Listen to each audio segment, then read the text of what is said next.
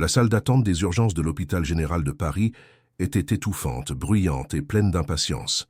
Des machines qui bipaient sans cesse, des porte-documents claquant contre des surfaces métalliques, les voix tendues des médecins réclamant des analyses en urgence, et les gémissements discrets des malades formaient un chœur chaotique qui résonnait entre les murs blancs et aseptisés.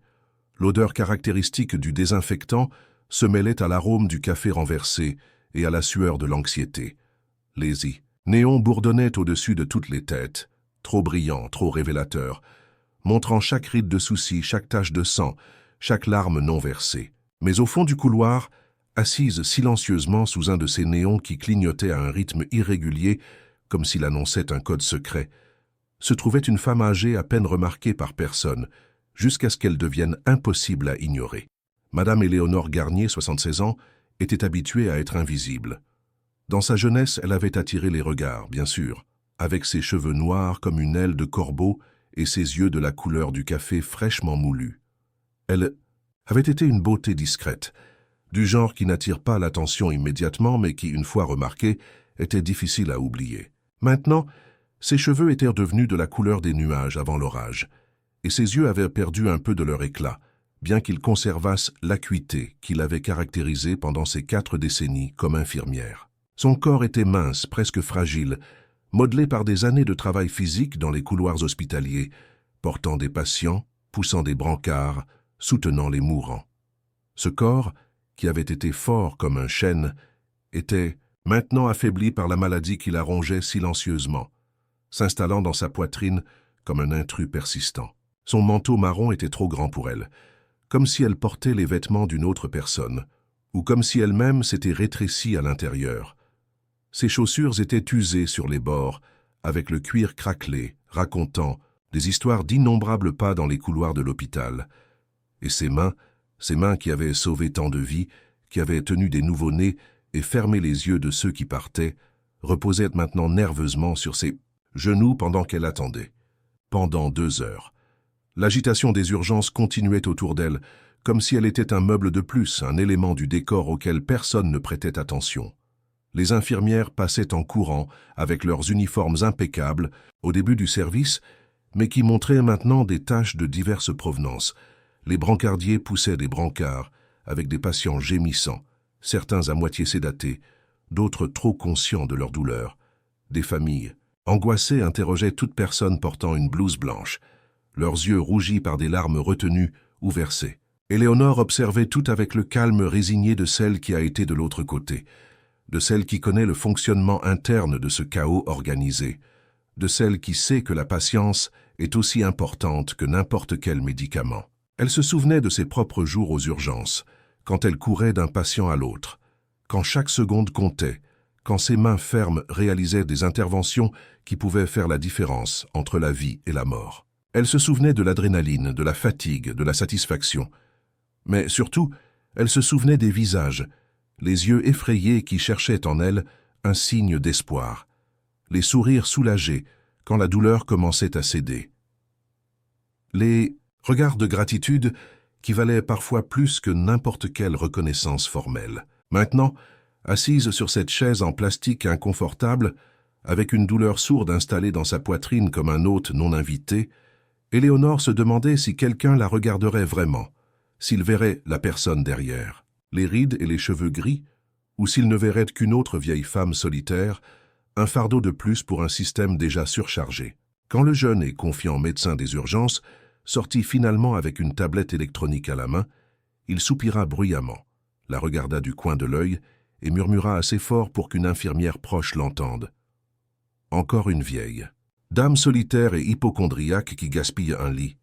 Le visage d'Éléonore ne broncha pas. Elle avait entendu pire pendant sa longue vie. L'humiliation de la vieillesse ne venait pas toujours avec des mots prononcés à haute voix.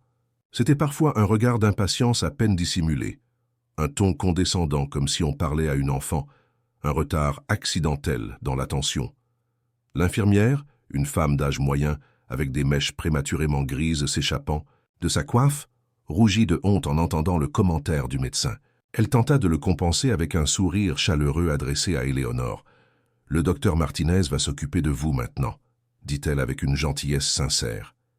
Éléonore se leva lentement, la douleur traversant son dos comme un éclair, silencieux de la base jusqu'aux épaules, lui rappelant chacune de ses années vécues. Elle suivit le médecin jusqu'à la salle d'examen, observant son dos raide, la façon dont il tenait la tablette comme un bouclier entre lui et ses patients, la manière dont ses épaules se tendaient légèrement quand il devait interagir avec quelqu'un qu'il considérait comme un cas peu intéressant. La salle d'examen était comme toutes celles qu'Éléonore avait connues, petite, fonctionnelle, impersonnelle. Une table d'examen couverte de papier jetable qui craquait à chaque mouvement.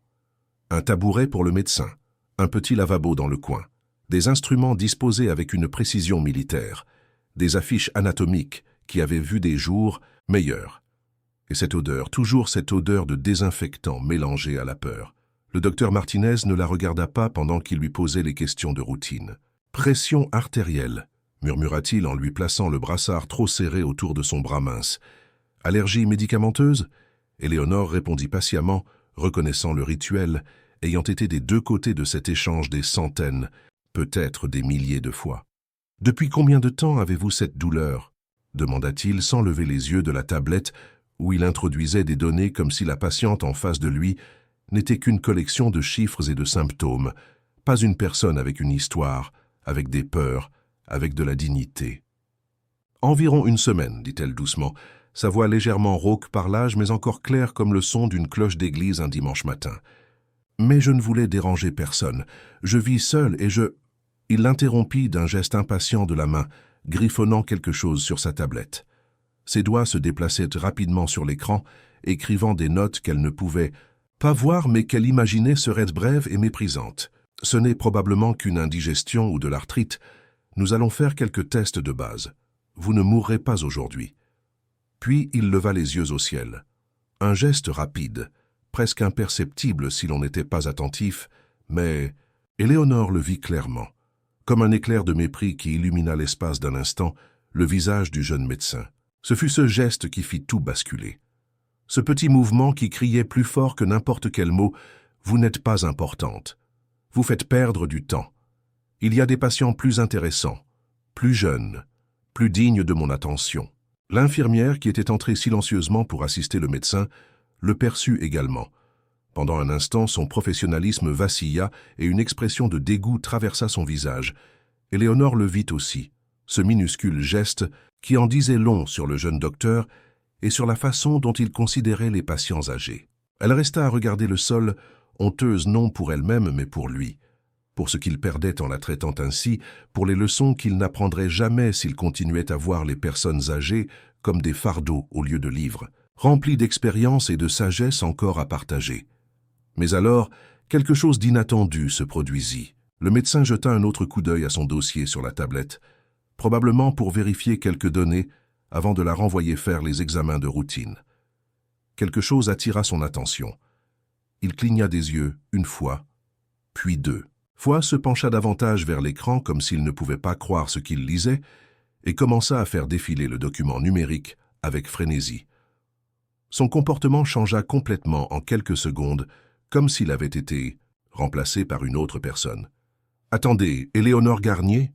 demanda-t-il lentement, sa voix transformée, le dédain remplacé par quelque chose qui ressemblait à de l'incrédulité. « Oui », répondit-elle, prudente, ne comprenant pas ce qu'il pouvait y avoir dans son historique médical pour provoquer une telle réaction.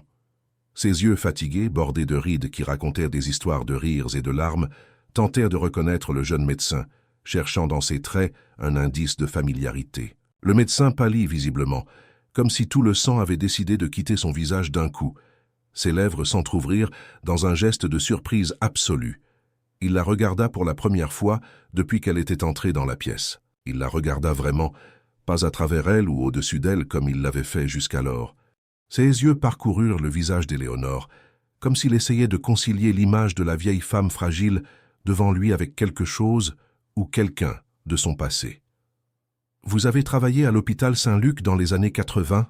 demanda-t-il, parvenant à peine à parler, sa voix réduite à un murmure tremblant. « Éléonore Garnier, infirmière en chef de traumatologie ?» Éléonore acquiesça lentement, confuse par la tournure que prenait la conversation. « Oui, pendant près de 20 ans. J'ai pris ma retraite en 2003. » Ses yeux, de la couleur du café avec une touche de miel, examinait le médecin avec un intérêt renouvelé.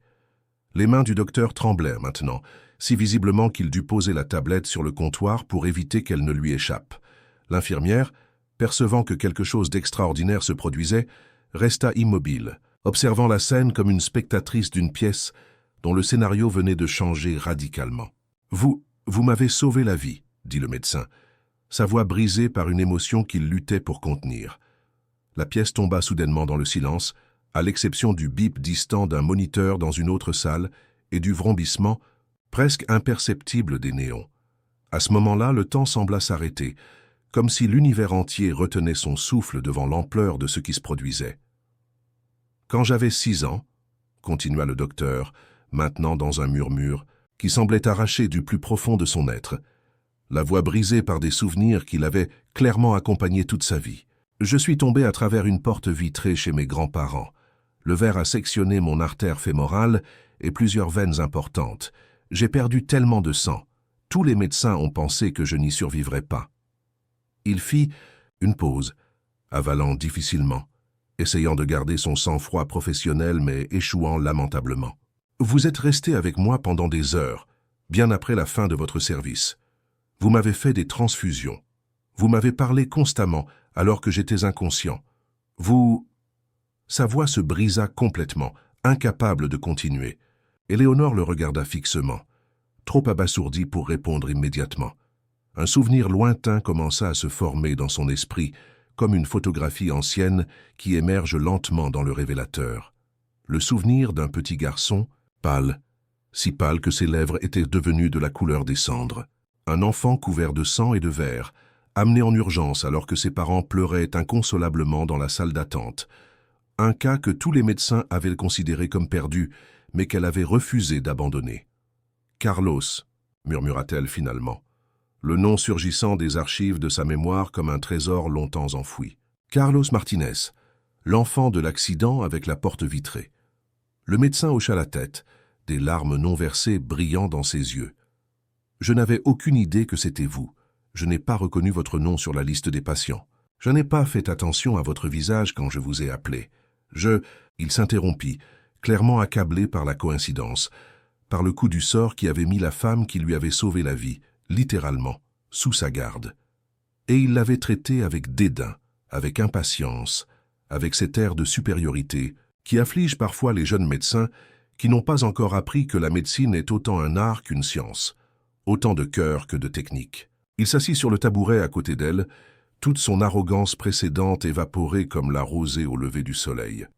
À ce moment-là, il n'était pas un médecin accompli, un professionnel respecté.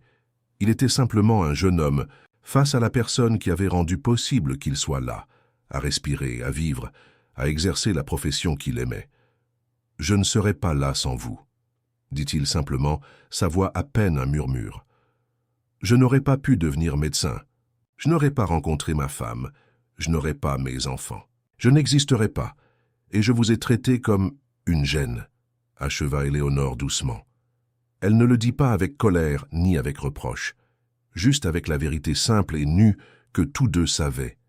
Les yeux du médecin se remplirent de larmes qu'il n'essaya pas cette fois de contenir. L'une d'elles s'échappa, traçant un chemin humide sur sa joue. « Je suis vraiment désolé », murmura-t-il, les mots inadéquats mais nécessaires. À ce moment-là, dans cette petite salle d'examen, sous les néons, entouré d'instruments médicaux et de dossiers numériques, ce n'était pas un médecin face à une patiente. C'était un enfant qui avait été sauvé et avait oublié qu'il l'avait sauvé, face à la femme qui avait rendu possible chaque jour de sa vie depuis ce terrible accident.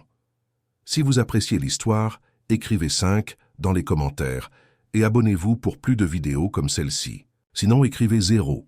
Cela m'aide à créer un contenu encore meilleur pour vous. Le lendemain, la situation d'Éléonore à l'hôpital avait radicalement changé. Elle fut transférée de la chambre commune où elle avait passé la nuit vers une chambre privée dans la nouvelle aile de l'hôpital. La chambre était spacieuse, avec de grandes fenêtres laissant entrer le soleil matinal parisien, illuminant les murs d'une couleur crème douce. Il y avait des fleurs fraîches dans un vase sur la table de chevet et le lit était remarquablement plus confortable que la norme. Au début, Éléonore protesta contre ce qu'elle considérait comme un traitement de faveur. « Je n'ai besoin de rien de spécial, dit-elle à l'infirmière qui l'aidait à s'installer. J'étais parfaitement bien dans la chambre partagée. » L'infirmière, une femme robuste avec un sourire permanent nommée Lucie, secoua simplement la tête en arrangeant les oreillers. Ordre du docteur Martinez. Et croyez-moi, Madame Garnier, quand Carlos Martinez donne un ordre dans cet hôpital, tout le monde saute pour l'exécuter. Éléonore haussa un sourcil avec curiosité. Il a tant d'influence que ça? Il a l'air si jeune. Lucie laissa échapper un petit rire. Jeune mais brillant, chef du service de traumatologie à 35 ans, le plus jeune de l'histoire de l'hôpital. Certains disent qu'il sera directeur général avant 40 ans.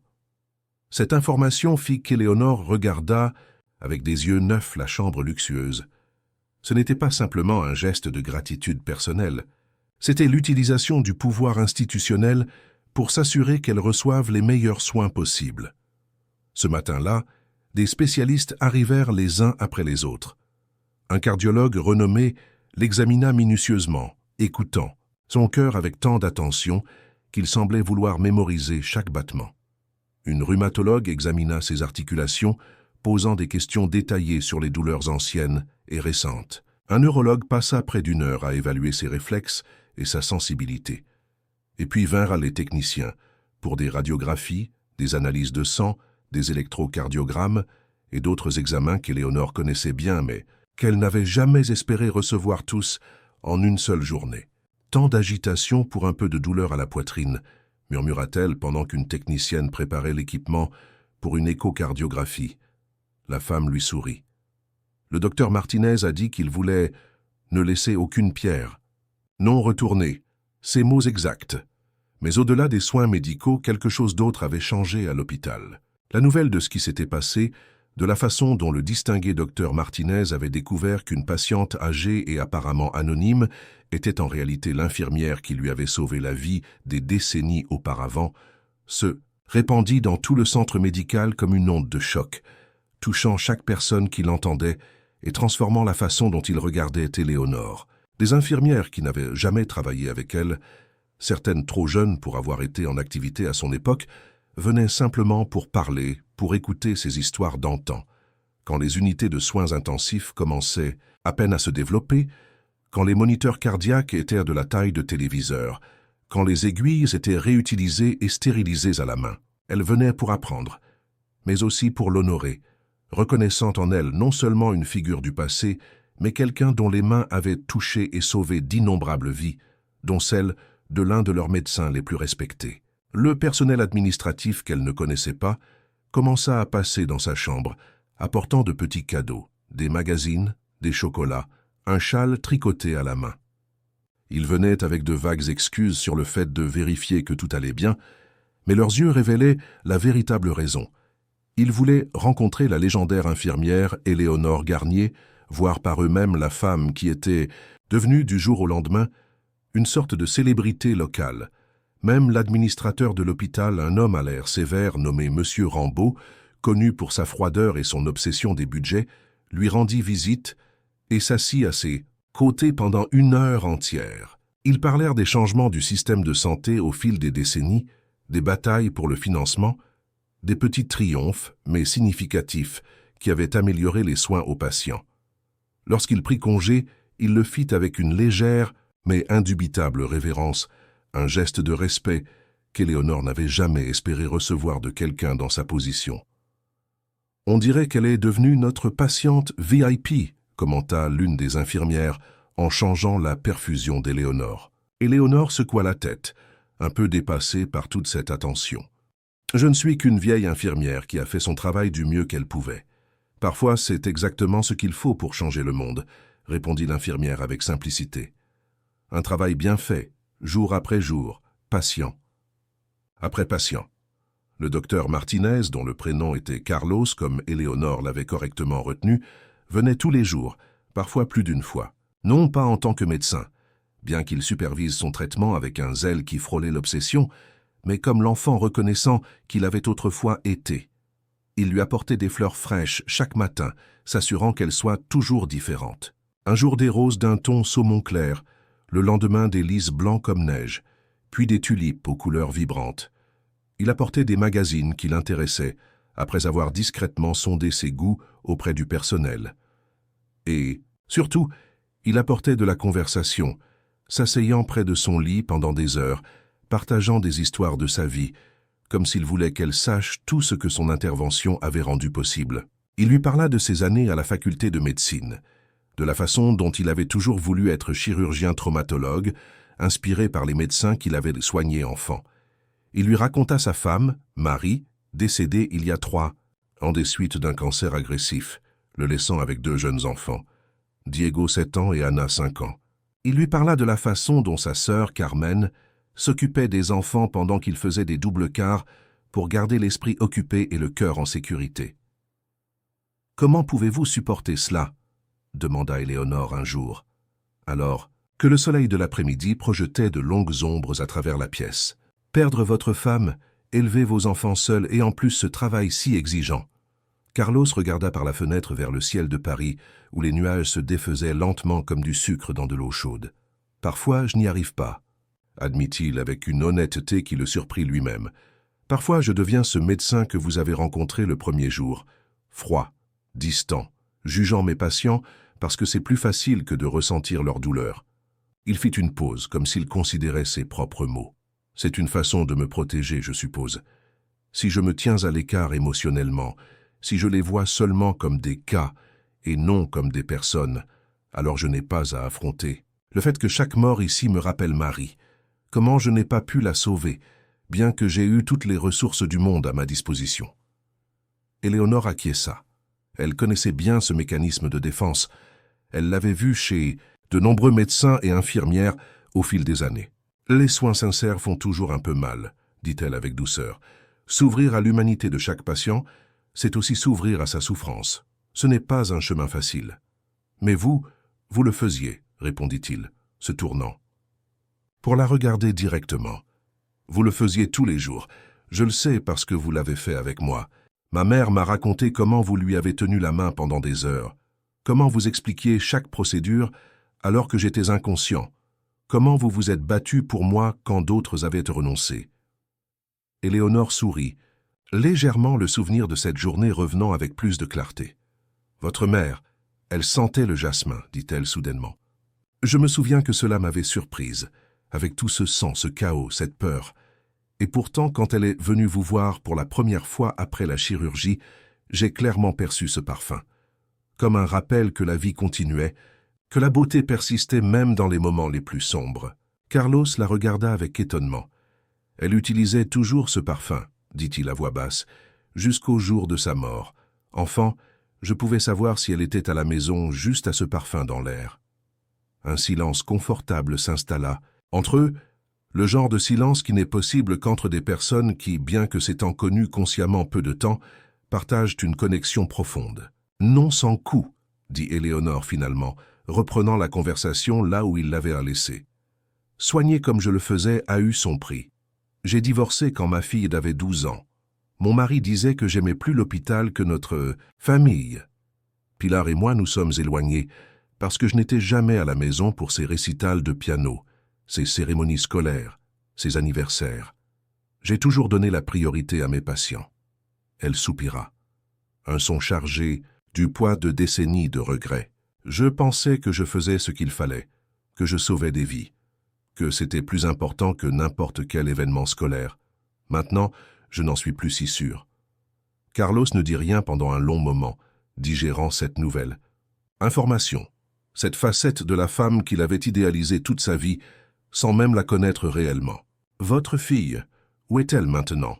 demanda-t-il finalement. « À Barcelone. Elle travaille comme éditrice dans une importante maison d'édition. Elle a une belle vie, d'après ce que j'ai pu savoir par des connaissances communes. Nous ne nous sommes pas parlé depuis 6 ans, depuis les funérailles de ma sœur. » La tristesse dans sa voix était palpable, comme une présence physique dans la pièce. Carlos prit sa main, remarquant combien ses os semblaient fragiles, sous la peau translucide, parsemée de taches de vieillesse, mais sentant aussi la force résiduelle dans ses doigts, la force de main qui avait travaillé sans relâche pendant des décennies. « Je vais la retrouver, dit-il avec une détermination qui n'admettait aucune discussion. Éléonore le regarda, ses yeux soudainement brillants. « Ce n'est pas nécessaire. C'est son choix de ne pas garder contact avec moi. » Carlos secoua la tête. « Parfois, nous avons besoin d'un pont pour rentrer chez nous. Vous en avez construit un pour moi, il y a 30 ans, entre la vie et la mort. Laissez-moi en construire un pour vous et Pilar. » Pendant ce temps, les examens médicaux approfondis effectués sur Éléonore révélèrent ce qu'elle, avec son expérience, soupçonnait déjà. Elle souffrait d'une grave affection cardiaque, mais traitable. Sa valve mitrale était sévèrement détériorée, provoquant une insuffisance qui expliquait sa fatigue constante, son essoufflement et les douleurs à la poitrine qui l'avaient conduite aux urgences. Elle aurait besoin d'une chirurgie pour remplacer la valve, puis d'une longue période de récupération. « C'est une opération relativement courante », lui expliqua Carlos pendant qu'ils examinaient ensemble les résultats. « L'équipe de chirurgie cardiaque de cet hôpital est excellente. Le docteur Hervé, qui effectuerait l'intervention, est un ami proche et l'un des meilleurs dans son domaine. » Éléonore hocha la tête, traitant l'information non pas comme une patiente effrayée, mais comme une professionnelle qui comprenait parfaitement les risques et les bénéfices. « Et après, la récupération sera longue. Ne vous en faites pas pour ça maintenant, » lui dit Carlos, fermant le dossier avec ses analyses. « Concentrez-vous sur l'opération. Nous nous occuperons du reste. » Mais Éléonore s'inquiétait, plus qu'elle ne voulait le montrer.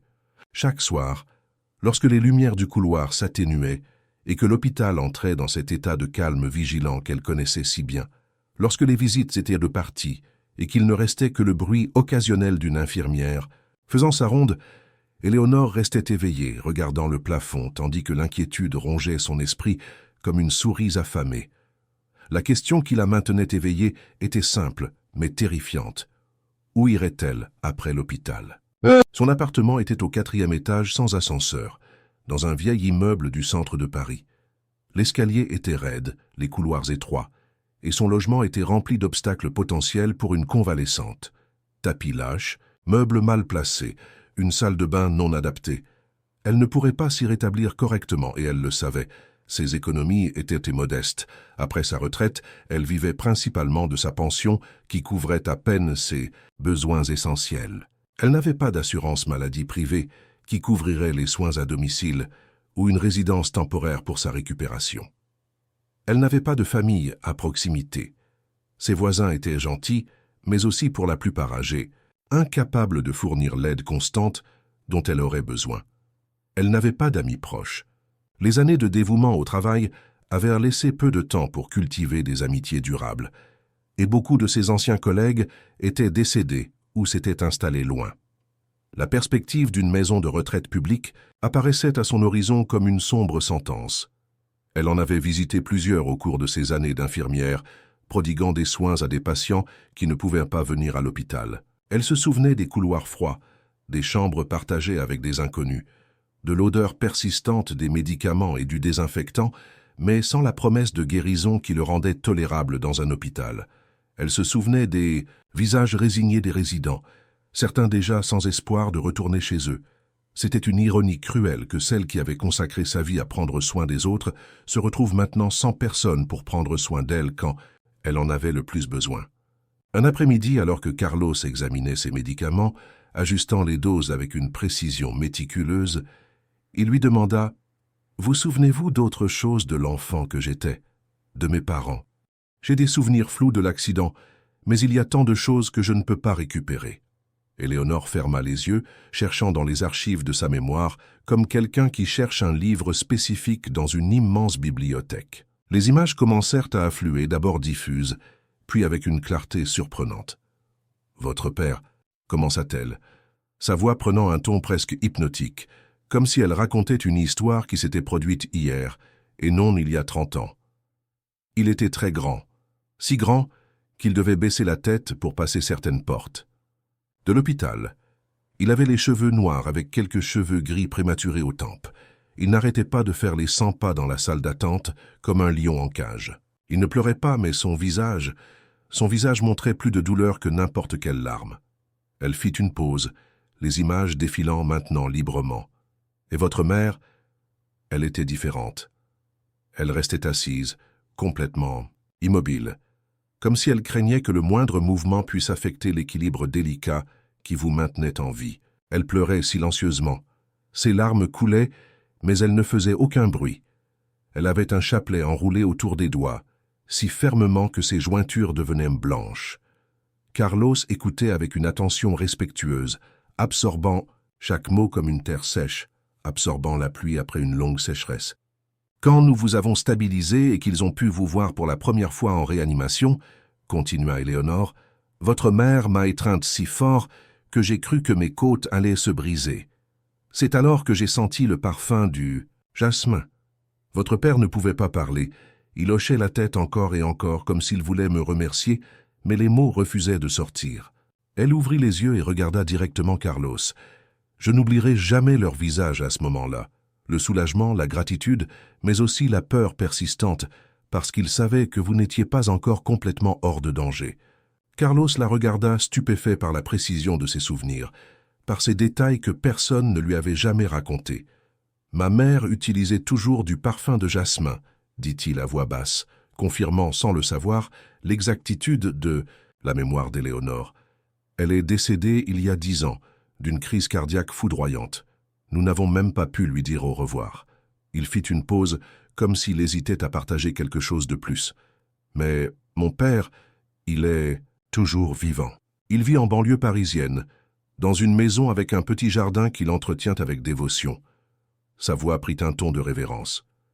Il n'a jamais oublié ce que vous avez fait pour nous. Tous ces ans, à chaque anniversaire de l'accident, il allumait une bougie et disait « Pour l'ange en blanc qui vous a ramené à nous ». Le tournant de la conversation surprit Éléonore, la faisant se redresser légèrement dans le lit. « Votre père se souvient de moi après tant de temps ?»« Vous n'étiez pas qu'une infirmière pour lui, » répondit Carlos simplement. « Vous étiez la femme qui a rendu la vie à son fils quand les médecins avaient perdu espoir. Pour mes parents, vous étiez sacré. » Une légère rougeur colora les joues pâles d'Éléonore, mal à l'aise avec ce qu'elle percevait comme une exagération. « Je faisais juste mon travail. » Carlos secoua la tête. « Ce que vous avez fait était bien plus qu'un travail, mon père. » À presque 80 ans maintenant, mais son esprit est parfaitement lucide. Il se souviendra de vous, et il voudra vous voir. Cette nuit-là, après que Carlos soit parti, promettant de revenir le lendemain, Éléonore resta éveillée plus longtemps que d'habitude. Ce n'était pas la douleur qui la maintenait éveillée cette fois, ni même l'inquiétude pour son avenir incertain. C'était un élan d'espoir, petit mais indéniable, comme une graine qui commence à germer entre l'asphalte fissuré. Ce n'était pas simplement l'espoir de recevoir de l'aide, bien qu'elle en ait certainement besoin. C'était quelque chose de plus profond.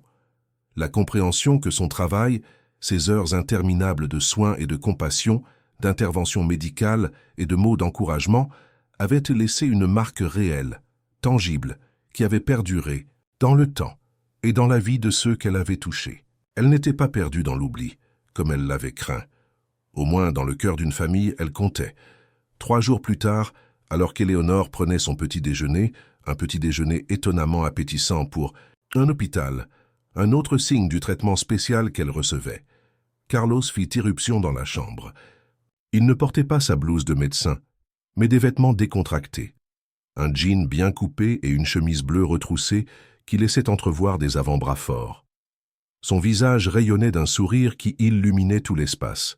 « J'ai trouvé votre fille », annonça-t-il sans préambule. « J'ai parlé avec elle. » Le cœur d'Éléonore fit un tel bond qu'elle craignit un instant que son état cardiaque se soit soudainement aggravé. La cuillère de yaourt qu'elle tenait resta suspendue en l'air. « Qu'est-ce qu'elle a dit ?» demanda-t-elle, sa voix à peine un murmure. L'expression de Carlos devint plus solennelle, mais il ne perdit pas complètement son enthousiasme. Au début, elle était fâchée. Très fâchée, pour être franc. Je pense qu'elle a beaucoup de ressentiments accumulés. Elle n'a pas aimé qu'un inconnu la contacte pour parler de vous. Éléonore acquiesça, pas surprise, mais tout de même blessée. Elle posa la cuillère, l'appétit complètement disparu. « Mais, » continua Carlos, « quand je lui ai raconté votre état, l'opération dont vous avez besoin, comment vous m'avez sauvé la vie. » Il fit une pause, le suspense presque palpable dans l'air de la pièce. « Elle vient à Paris. » Éléonore ne put retenir les larmes qu'elle gardait depuis des années, peut-être des décennies. Ce n'étaient pas des larmes de douleur, ni même de soulagement, mais d'une émotion si profonde et complexe qu'elle n'avait pas de nom. C'était comme si un nœud qui était dans sa poitrine depuis 6 ans, se resserrant de plus en plus avec le temps, commençait lentement à se défaire. « Pilar arrive ?» demanda-t-elle, ayant besoin de la confirmation, craignant d'avoir mal entendu ou que Carlos exagère pour ne pas l'inquiéter. « Elle arrive demain », confirma Carlos, s'asseyant à côté d'elle et lui prenant doucement la main. « Elle vient. De Barcelone en TGV le matin. Elle a beaucoup de questions, beaucoup de choses à traiter, mais elle veut vous voir. » Il n'ajouta pas, bien qu'il aurait pu le faire, que la conversation avec Pilar avait été beaucoup plus difficile qu'il ne le laissait entendre. Qu'il avait eu besoin de toute sa persuasion, de toute son éloquence et de sa sincérité pour la convaincre. Qu'il avait dû lui raconter sa propre histoire en détails douloureux pour lui faire comprendre ce qu'Éléonore signifiait pour lui et pourquoi cela devrait aussi signifier quelque chose pour elle. Il ne mentionna pas que, à un moment donné, Pilar avait crié au téléphone « Vous ne comprenez pas.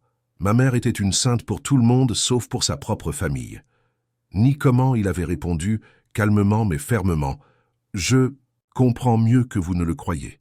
Ma mère était aussi infirmière. Je sais ce que c'est que de grandir avec un père qui est toujours absent, en train de sauver les autres. Mais maintenant que je suis adulte, je sais aussi quel cadeau est ce sacrifice pour ceux qui reçoivent ses soins. » Il ne révéla pas que, à la fin de la conversation, Pilar avait pleuré, non de tristesse mais d'une confusion accablante, prise entre le ressentiment de décennies et la soudaine prise de conscience qu'elle pourrait manquer de temps pour résoudre cela. Tout cela, il le garda pour lui, ne donnant à Éléonore que ce qu'elle avait besoin de savoir, que sa fille viendrait, qu'il y aurait une possibilité de réconciliation, qu'elle n'affronterait pas seule ce qui l'attendait. Les préparatifs pour la chirurgie se poursuivirent avec une énergie renouvelée.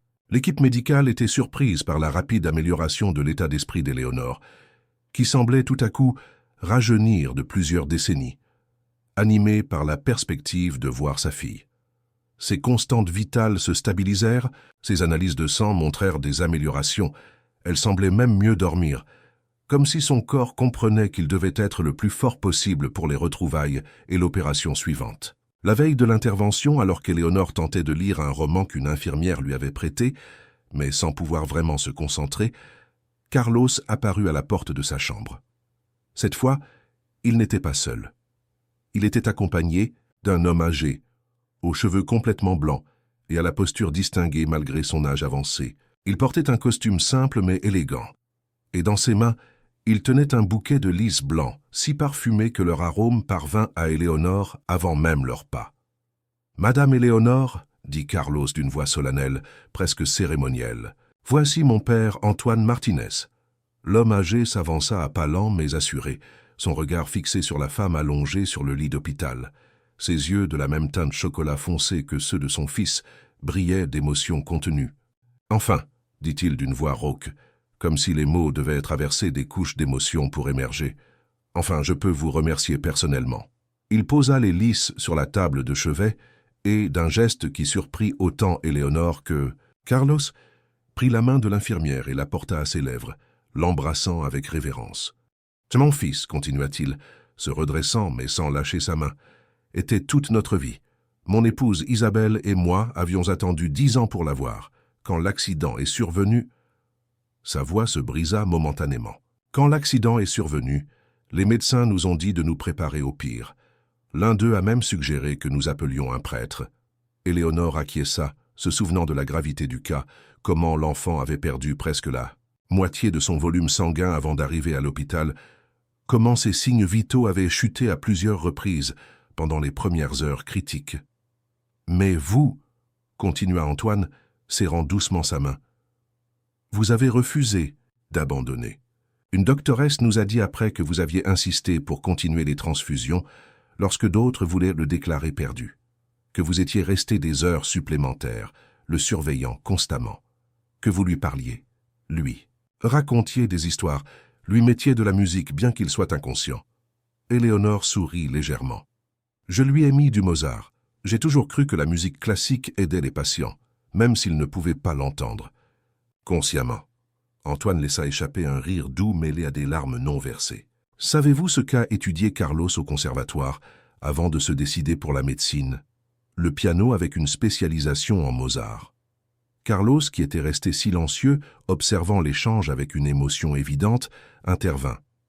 Je n'ai jamais su pourquoi j'étais autant attiré par Mozart. Maintenant, je comprends que c'était peut-être la dernière chose que j'ai entendue avant de sombrer dans l'inconscience, et la première que j'ai entendue en commençant à revenir. Tous les trois restèrent silencieux un instant, contemplant les fils étranges qui tissaient leur vie, les connexions invisibles mais puissantes qui étaient restées intactes à travers les décennies. Isabelle aurait voulu être ici, dit finalement Antoine. Elle parlait de vous constamment, l'ange de Carlos, comme elle vous appelait. J'aurais aimé la connaître, répondit Éléonore avec sincérité. Oh, mais vous l'avez fait, sourit Antoine. Elle nous rendait visite, en réanimation chaque jour pendant la convalescence de Carlos. Un jour, Isabelle vous a apporté un parfum de jasmin en guise de remerciement. Vous avez dit que c'était trop, mais elle a insisté. Éléonore cligna des yeux, un lointain souvenir émergeant lentement. Le flacon bleu avec un bouchon argenté. Antoine acquiesça, visiblement ému par la précision de sa mémoire. Elle l'a utilisé jusqu'à la dernière goutte, nous a-t-elle dit. Et puis elle a acheté le même pendant le reste de sa vie. Le temps sembla s'arrêter dans cette chambre d'hôpital, tandis que trois âmes connectées par un événement traumatique des décennies auparavant redécouvraient les liens que le destin, ou peut-être quelque chose de plus grand que le destin, avait tissés entre eux. N'est-il pas impressionnant de voir comment un petit acte de bonté peut nous revenir lorsque nous en avons le plus besoin? Avez-vous vécu ou connaissez-vous quelqu'un qui a vécu quelque chose de similaire à ce que vit Éléonore? Partagez votre expérience dans les commentaires. La chirurgie d'Éléonore était prévue pour le lendemain matin, alors que les médecins et les infirmières faisaient les derniers préparatifs, vérifiant ses constantes vitales, passant en revue les allergies médicamenteuses, s'assurant que tout était en ordre pour l'intervention. Elle restait étrangement calme, presque sereine.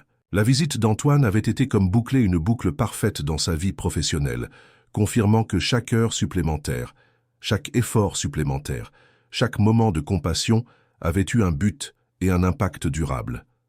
Et maintenant, l'arrivée imminente de Pilar représentait la possibilité de guérir le cercle le plus important, sa famille.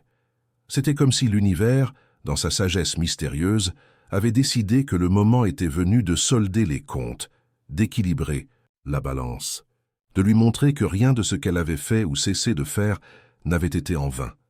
Cette nuit-là, Éléonore dormit mieux qu'elle n'avait dormi depuis des années. Ce n'étaient pas les sédatifs légers qu'on lui avait administrés pour assurer son repos avant la chirurgie. C'était une paix intérieure qu'elle cherchait depuis des décennies sans le savoir. Carlos entra dans la chambre tôt ce matin-là, avant même que les heures de visite ne commencent officiellement. Il ne venait pas en tant que médecin, bien qu'il portât sa blouse blanche fraîchement repassée. Il venait en tant qu'ami, comme la personne dont la vie était indissolublement liée à celle d'Éléonore par un lien qui transcendait le temps et les circonstances. « Prête ?» demanda-t-il simplement. Éléonore acquiesça. « Aussi prête qu'on puisse l'être pour qu'on vous ouvre la poitrine », plaisanta-t-elle, un éclair de son humour sec transparaissant à travers la gravité du moment. Carlos sourit, reconnaissant son esprit. « Il y a quelqu'un qui veut vous voir avant l'opération », dit-il doucement, se dirigeant vers la porte. Pilar Garnier Mendoza entra dans la chambre d'un pas hésitant, comme quelqu'un qui entre en territoire inconnu et potentiellement hostile. À 52 ans, c'était une femme imposante, grande comme sa mère l'avait été dans sa jeunesse, avec les mêmes cheveux sombres, maintenant striés de quelques cheveux gris prématurés, les mêmes yeux perçants qui semblaient voir au-delà des apparences. Elle était vêtue d'une élégance sobre qui parlait de réussite professionnelle et de bon goût, un tailleur couleur bordeaux, des bijoux discrets, mais visiblement coûteux, des chaussures à talons qui résonnaient avec autorité sur le sol en linoléum. Mais malgré toute son apparence de confiance et de contrôle, ses mains la trahissaient, jouant nerveusement avec l'anse de son sac à main de créateur. Ses yeux, lorsqu'ils se posèrent enfin sur la silhouette affaiblie de sa mère sur le lit d'hôpital, montraient un mélange déconcertant d'émotions, désir, ressentiment, inquiétude, et oui, amour, bien que ce soit un amour compliqué par des décennies de distance et de malentendus. « Maman », dit-elle simplement, le mot chargé du poids de 6 ans de silence. Éléonore lui tendit la main, un geste instinctif de bienvenue et de réconciliation. « Pilar, ma chérie. » Bien qu'elle soit une femme adulte, réussie et tout à fait indépendante, Pilar sentit une contraction dans sa poitrine en entendant ces mots. C'était l'écho d'un temps lointain, lorsque sa mère l'emmaillotait le soir dans les rares occasions où elle était à la maison à temps pour le faire, lorsqu'elle lui mettait un pansement sur les genoux écorchés avant de courir, à nouveau à l'hôpital parce qu'on avait besoin d'elle, lorsqu'elle l'embrassait brièvement mais avec intensité avant de la laisser à l'école. Les deux femmes se regardèrent longuement, des décennies de distance et de malentendus suspendus entre elles, comme un voile transparent mais tangible. « Tu as toujours été plus importante pour les autres que pour moi, » dit Pilar finalement. Ces mots tranchants, mais son ton plus résigné qu'accusateur, comme quelqu'un qui constate un fait de la nature. « Le ciel est bleu, l'eau mouille, ma mère a fait passer ses patients avant moi. »« J'ai commis des erreurs, » répondit Éléonore, sans tenter de se défendre ou de se justifier. « Beaucoup d'erreurs. Je pensais que je faisais ce qu'il fallait, que je te montrais par l'exemple ce que signifiait avoir une vocation, un engagement. Je croyais que tu comprendrais, avec le temps. Maintenant, je sais que j'aurais dû trouver un équilibre, que j'aurais dû mieux t'expliquer, t'inclure davantage dans mon monde au lieu de te maintenir à l'écart. » Pilar se rapprocha du lit, sans encore prendre la main tendue de sa mère. « Le docteur Martinez m'a raconté ce que tu as fait pour lui, pour tant d'autres.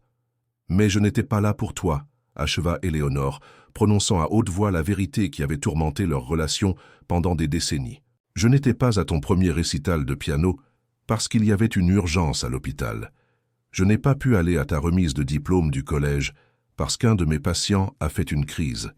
J'ai manqué ta cérémonie universitaire parce que je couvrais le service d'une autre infirmière. » Un silence pesant remplit la chambre, chargé de souvenirs douloureux et d'occasions manquées. Puis, comme un glacier qui cède finalement à la chaleur persistante du soleil, Pilar fit un pas en avant et prit la main de sa mère. Il n'y eut pas d'étreinte immédiate, ni de déclaration dramatique de pardon inconditionnel. Juste ce petit contact, fragile mais réel, le premier pont au-dessus d'un abîme d'années. « Je serai là quand tu te réveilleras, » promit Pilar, sa voix plus douce maintenant. « Nous avons beaucoup de choses à nous dire, mais cela peut attendre que tu sois rétabli. » Carlos, qui était resté discrètement dans un coin de la pièce, s'avança. « Il est temps, » dit-il avec douceur. « L'équipe est prête. » Alors que les infirmiers entraient pour l'emmener au bloc opératoire, Éléonore garda les yeux fixés sur Pilar, jusqu'au dernier moment possible, comme si elle craignait qu'en détournant le regard, sa fille puisse s'évanouir, se révélant comme un rêve ou une hallucination née de l'espoir et des médicaments préopératoires. Le trajet vers le bloc opératoire fut un défilé flou de néons, de visages professionnellement neutres et du bruit des roues du brancard sur le sol poli. Éléonore, qui avait assisté à d'innombrables chirurgies, mais toujours de l'autre côté, en tant que membre de l'équipe médicale, ressentait maintenant l'étrange vulnérabilité d'être la patiente, complètement dépendante des compétences et des décisions d'autrui. Alors qu'on la transférait du brancard à la table d'opération, froide et impersonnelle sous les lumières aveuglantes, son esprit était étonnamment clair. Elle pensa au cercle de la vie, à la façon dont les actions voyagent parfois par des chemins mystérieux avant de nous revenir. Elle pensa à Carlos, l'enfant qu'elle avait sauvé il y a tant d'années et qui maintenant, en tant qu'homme, la sauvait non seulement médicalement, mais aussi dans un sens plus profond et plus significatif. Elle pensa à Antoine, portant pendant des décennies une gratitude qu'il pouvait désormais enfin exprimer. Et elle pensa à Pilar, à la possibilité d'un nouveau commencement, à l'espoir de reconstruire ce qu'elle croyait irrémédiablement perdu. L'anesthésiste se pencha sur elle, son visage partiellement caché par un masque, mais ses yeux bienveillants. « Comptez à rebours à partir de 10, Madame Garnier. »« 10, 9, 8 » L'anesthésie commença à faire effet, et alors que la conscience glissait au loin comme la marée qui se retire, Éléonore sourit. Quel que soit le résultat, elle n'était plus seule, et cela peut-être était le plus grand miracle de tous. Quand Éléonore commença à émerger de l'anesthésie, la première chose qu'elle remarqua fut la douleur, une douleur sourde et persistante au centre de sa poitrine, comme si quelqu'un avait placé un poids énorme sur son sternum. Puis, progressivement, d'autres sens commencèrent à enregistrer des informations. Le bip rythmique des moniteurs, l'odeur antiseptique caractéristique des unités de soins intensifs, la sensation de tubes et de câbles connectés à son corps. Et finalement, lorsqu'elle réussit à ouvrir les yeux, clignant des yeux contre la lumière qui semblait trop vive, ce qu'elle vit la laissa momentanément confuse. La chambre était pleine de fleurs. De grands et petits bouquets, de toutes les couleurs imaginables, occupaient chaque surface disponible, de la table de chevet aux étagères murales et au rebord de la fenêtre. C'était comme se réveiller dans un jardin en pleine floraison. Et assise près de son lit, lisant tranquillement une revue économique, il y avait Pilar. « Tu as mis du temps à te réveiller », dit sa fille, laissant la revue de côté et se rapprochant du lit. « L'opération s'est bien déroulée. Le docteur Hervé dit que ton cœur réagit très bien à la nouvelle valve. » Éléonore tenta de parler, mais sa gorge était aussi sèche que le désert d'Almeria en août. Pilar, anticipant son besoin, lui tendit un verre d'eau avec une paille. « Petite gorgée », indiqua-t-elle avec la même fermeté qu'Éléonore utilisait avec ses patients. Après avoir humidifié sa gorge, Éléonore parvint à articuler. « Les fleurs, elles viennent de la moitié de l'hôpital », expliqua Pilar, avec un petit sourire qui adoucissait ses traits normalement sérieux. « On dirait que tu es un peu une célébrité ici, ou une légende. Des infirmières qui n'étaient même pas nées quand tu as pris ta retraite ont envoyé des bouquets. Et cet énorme arrangement de lys est de l'administrateur de l'hôpital et de son épouse. » Une légère rougeur colora les joues pâles d'Éléonore, incongruente avec son état post-opératoire. « Ils exagèrent. »« Je ne crois pas, » dit une voix depuis la porte. Carlos entra, vêtu non de sa blouse de médecin mais de vêtements décontractés, un jean et un t-shirt simple qui le faisaient apparaître beaucoup plus jeune, presque vulnérable. Il tenait un jeune garçon par la main, un petit garçon aux cheveux bruns et aux yeux curieux, qui regardait autour de lui avec un émerveillement enfantin. « Voici mon fils, Diego.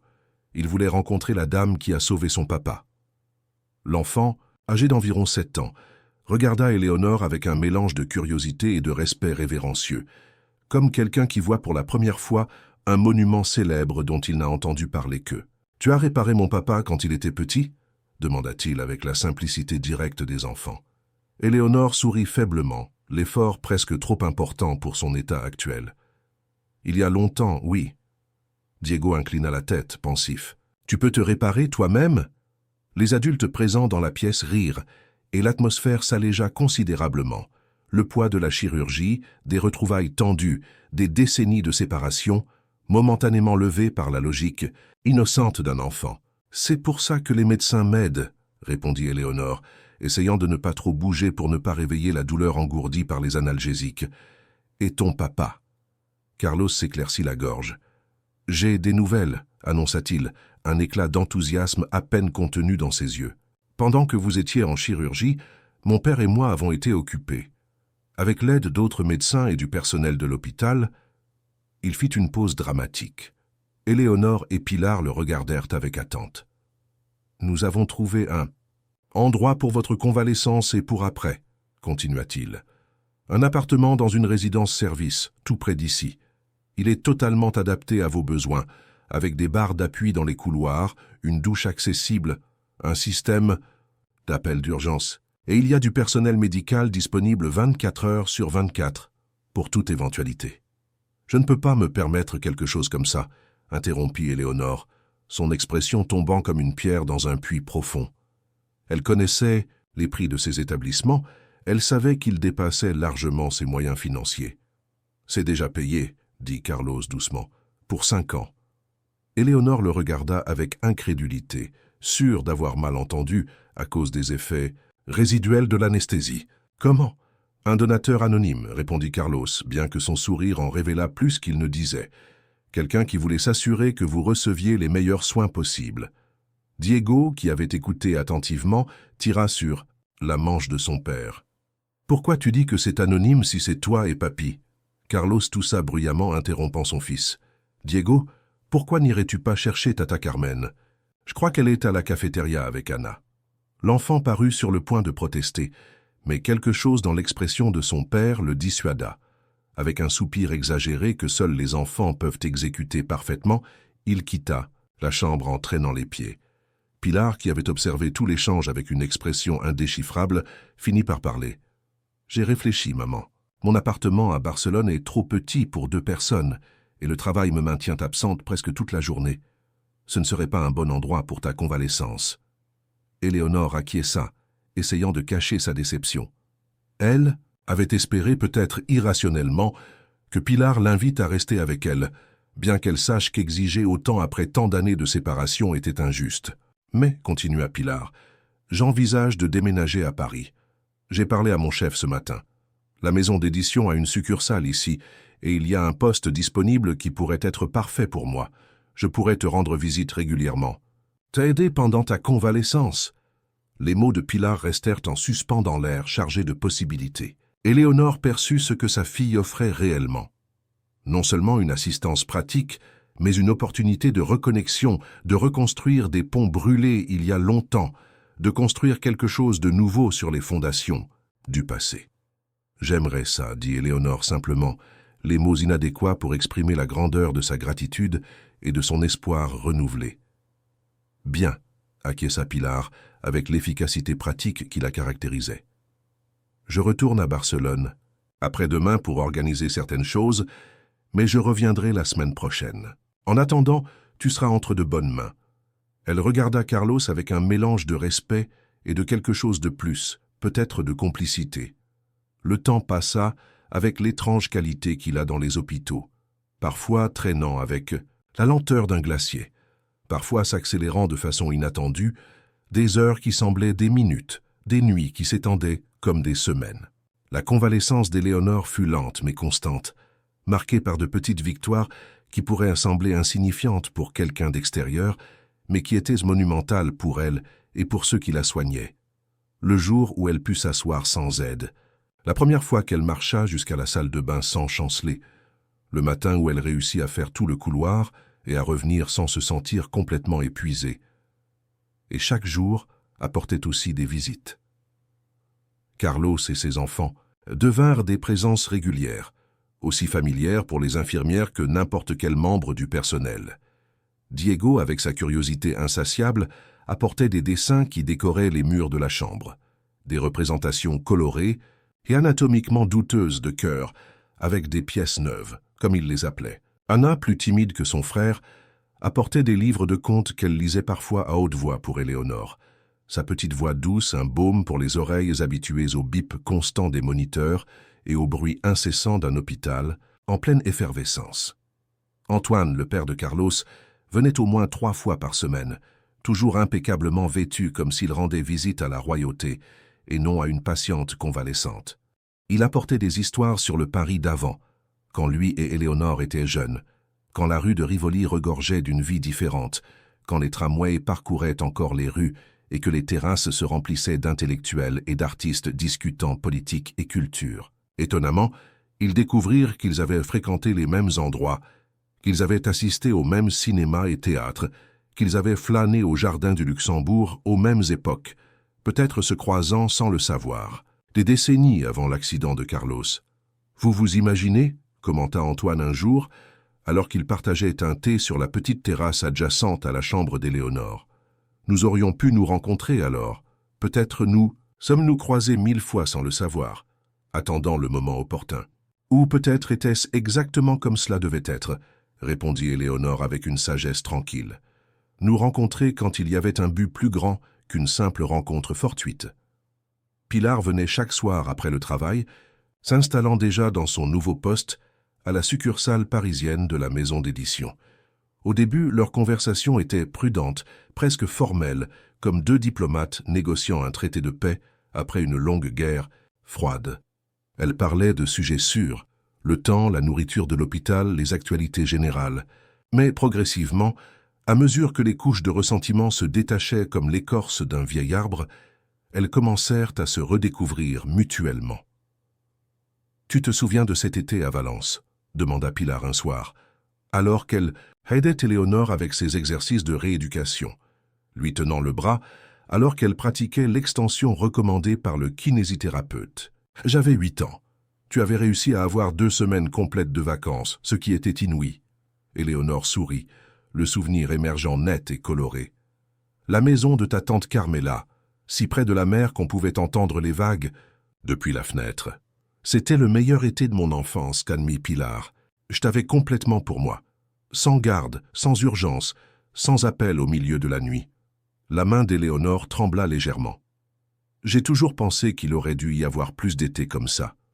Moi aussi, répondit Pilar. Simplement. Pendant longtemps, c'est ce qui m'a fait le plus de mal. Non pas que tu travailles autant, mais que tu semblais le préférer, que tu choisissais encore et encore des inconnus plutôt que moi. J'ai toujours pensé que je t'éloignerais moins si je te donnais de l'indépendance, si je te montrais ce que signifiait être une femme forte et engagée dans sa profession, réfléchit Éléonore. Quand ton père nous a quittés, j'ai senti que je devais être à la fois mère et père, pourvoyeuse et protectrice. Je travaillais tant d'heures parce que j'avais peur de ne pas pouvoir t'offrir ce que tu méritais matériellement. Et peut-être aussi parce que, à l'hôpital, je savais exactement quoi faire. Avec les patients, les procédures étaient claires. Avec toi, j'ai toujours craint de ne pas être à la hauteur. Pilar resta immobile, digérant cette nouvelle perspective de son enfance, cette fenêtre ouverte sur les pensées et les peurs de sa mère, qu'elle n'avait jamais entrevues auparavant. « Tu ne m'as jamais raconté ça comme ça. Je ne savais pas comment, » admit Éléonore. Les infirmières de ma génération n'étions pas précisément réputées pour notre capacité à communiquer nos émotions. On nous enseignait à être pratiques, efficaces, à garder nos sentiments pour ne pas surcharger les patients ou nos familles. Et je n'ai jamais posé de questions, ajouta Pilar.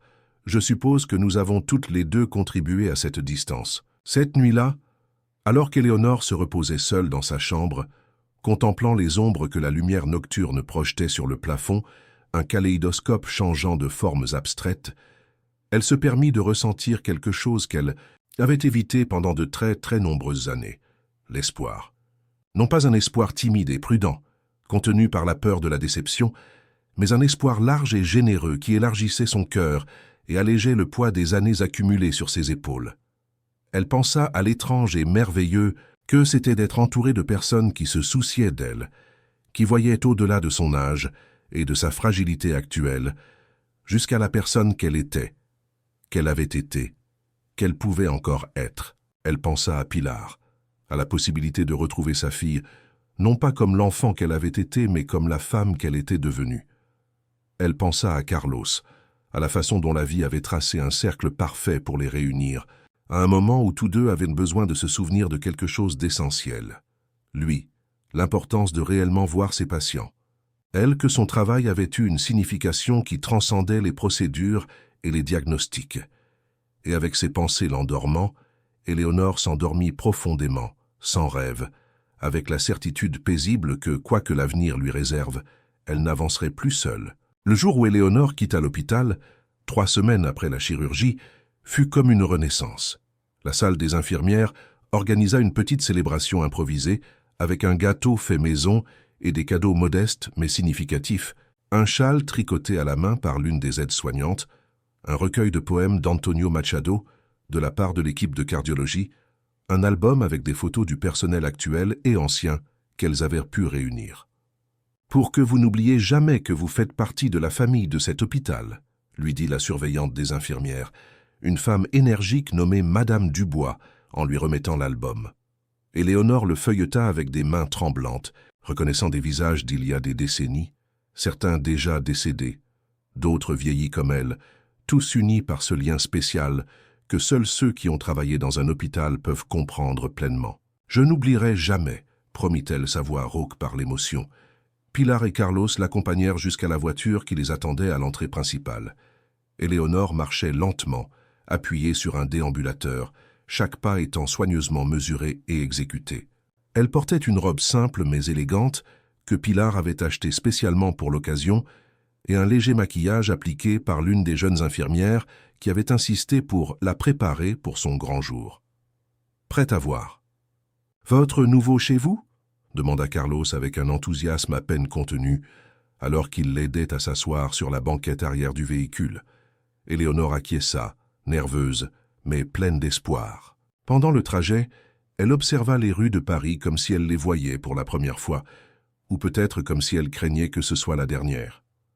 La ville qu'elle aimait tant, où elle avait vécu presque toute sa vie d'adulte, semblait maintenant différente, plus vibrante, plus pleine de possibilités, Les vieux bâtiments mêlés aux nouveaux, le trafic chaotique, les parcs verdoyants qui apparaissaient comme des oasis entre le béton, les gens de tous âges et de toutes origines qui marchèrent sur les trottoirs. Tout semblait vibrer d'une énergie renouvelée, comme si la ville elle-même célébrait sa convalescence.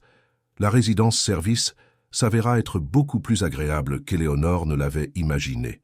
Ce n'était pas le lieu institutionnel, effroi qu'elle craignait, avec des couloirs stériles et une atmosphère d'abandon à peine dissimulée.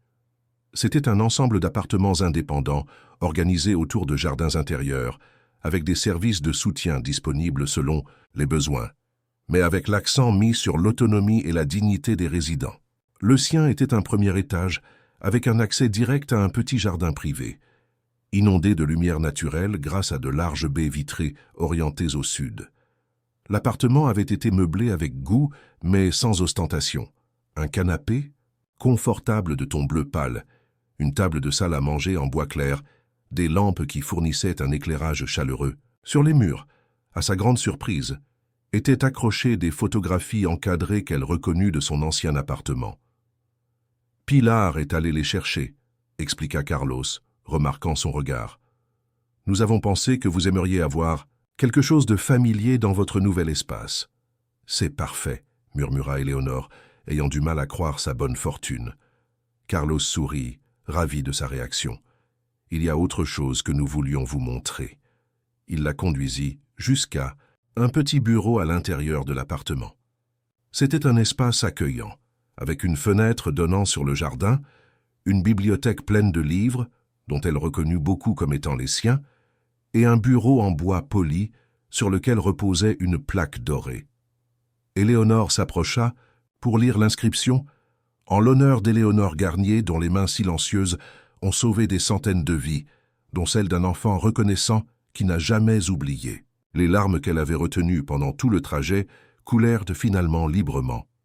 Ce n'étaient pas des larmes de tristesse ou de perte, mais de gratitude et d'émerveillement devant la façon dont la vie peut nous surprendre quand on s'y attend le moins.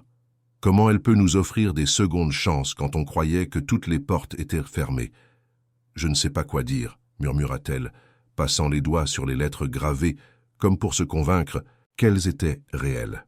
« Il n'est pas nécessaire que vous disiez quoi que ce soit, » répondit Carlos, posant une main gentille sur son épaule. « Nous voulions juste que vous sachiez que votre vie a compté, que vous avez laissé une marque indélébile dans ce monde, que vous n'êtes pas seul et ne le serez plus jamais. » Pilar, qui était restée silencieuse, s'approcha et, d'un geste qui surprit autant Éléonore qu'elle-même, l'embrassa. Ce ne fut pas une étreinte parfaite ou confortable, il y avait trop d'années de distance entre elles, trop de choses encore à régler. Mais elle était réelle, et dans son imperfection, elle contenait la promesse de quelque chose de nouveau qui commençait à grandir. Les semaines suivantes furent remplies d'ajustements et de nouvelles routines. Le corps d'Éléonore se rétablissait, lentement, chaque jour un peu plus fort que le précédent. Les cicatrices de la chirurgie commençaient à s'estomper, et bien qu'elle ressente encore une douleur occasionnelle et une fatigue fréquente, son amélioration était constante et notable. Pilar trouva un appartement à seulement 10 minutes, à pied de la résidence-service, et venait presque tous les jours. Parfois, elles cuisinaient ensemble, découvrant avec surprise qu'elles partageaient un goût pour les plats épicés et une aversion commune pour les artichauts. D'autres fois, elles regardaient simplement une émission de télévision, commentant les événements avec un sens de l'humour étonnamment similaire. Peu à peu, elles reconstruisaient une relation qui s'était fracturée, non pas à travers de grands gestes ou des conversations dramatiques, mais par l'accumulation de petits moments partagés. Carlos et sa famille lui rendèrent visite chaque vendredi après sa journée à l'hôpital. Il avait instauré une routine. D'abord, il allait chercher ses enfants à l'école, puis ils allaient chercher son père, et enfin, ils arrivaient chargés de quelque chose pour le goûter, généralement des pâtisseries d'une pâtisserie proche de l'hôpital qui, selon Carlos, faisait les meilleures napolitaines au chocolat de Paris. Parfois, ils parlaient des vieux jours de l'hôpital, Antoine partageant des anecdotes de sa jeunesse qui s'entrecroisaient avec les histoires d'Éléonore, créant une riche tapisserie de souvenirs partagés. D'autres fois, ils se contentaient de s'asseoir en silence dans le jardin, profitant de la compagnie mutuelle pendant que les enfants jouaient entre les plantes ou lisaient des contes à haute voix. Antoine, le père de Carlos, s'avéra être un excellent joueur d'échecs, et lui et Éléonore entamèrent une rivalité amicale qui devint rapidement le sujet de conversation de toute la communauté. Les après-midi de parties d'échecs se transformèrent en événements sociaux, avec des voisins qui venaient observer et encourager, pariant discrètement, généralement des chocolats ou des biscuits, sur qui gagnerait. Ce qui avait commencé comme une activité pour 2 personnes se transforma en une façon d'intégrer Éléonore dans la communauté, de la présenter à ses voisins non pas comme la nouvelle ou la malade, mais comme une formidable adversaire sur l'échiquier, quelqu'un avec de l'esprit, de la stratégie et un esprit compétitif qui démentait son apparence fragile. Un jour, alors qu'Éléonore arrosait les fleurs de son petit jardin, une activité que son thérapeute lui avait recommandée comme exercice doux pour retrouver sa mobilité, elle réfléchit à l'extraordinaire tournant que sa vie avait pris en l'espace de quelques mois. Elle était passée de la solitude et de l'oubli, d'être une vieille femme de plus ignorée dans une salle d'urgence, à être entourée d'affection et de reconnaissance. De se sentir invisible à être vue, réellement. Vue pour la première fois depuis des années. Le son de rires enfantins interrompit ses pensées. Diego et Anna couraient sur le sentier vers elle, leurs chevelures brunes brillant sous le soleil de l'après-midi, leurs visages illuminés de cette joie simple que seuls les enfants peuvent exprimer pleinement. Derrière eux, à un pas plus calme, venaient Carlos et Pilar, conversant vivement comme de vieux amis. Éléonore sentit son cœur faire un bond en les voyant ensemble. Elle avait remarqué ces dernières semaines comment sa fille et Carlos semblaient graviter l'un vers l'autre naturellement. Comment leur conversation se prolongeait après que tous les autres s'étaient retirés. Comment Pilar, toujours si réservée, riait ouvertement aux remarques de Carlos.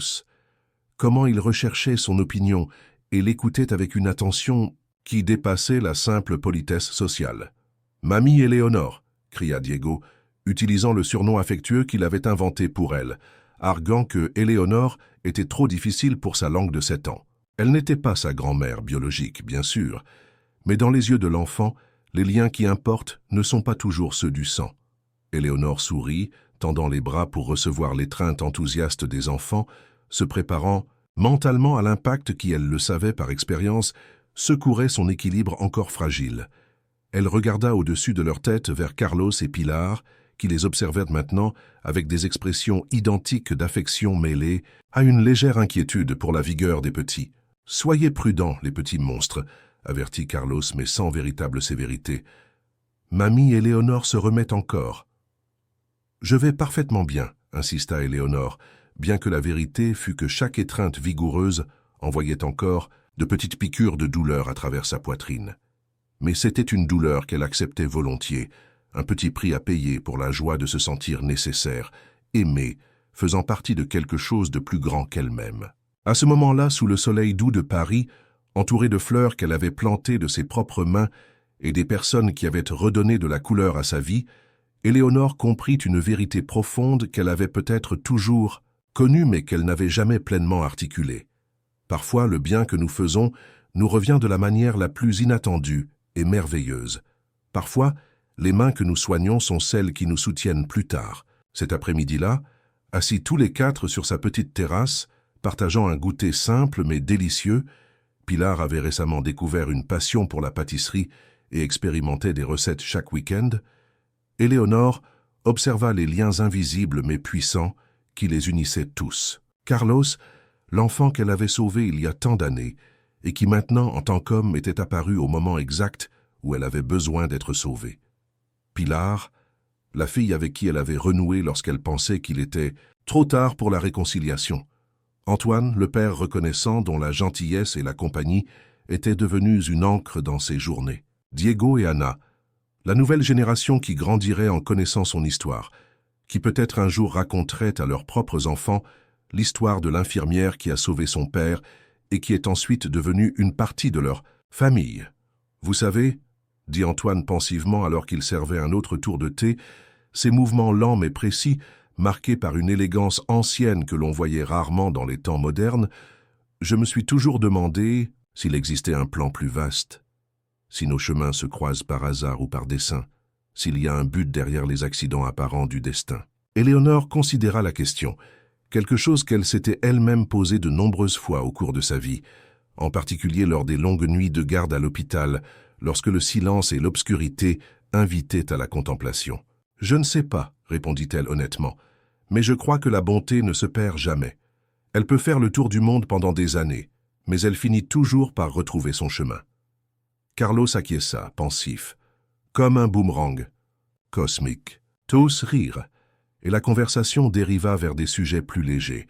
Les projets de Diego pour son prochain anniversaire, le nouveau livre que Pilar était en train d'éditer, un documentaire sur l'histoire de la médecine que Carlos avait vu récemment.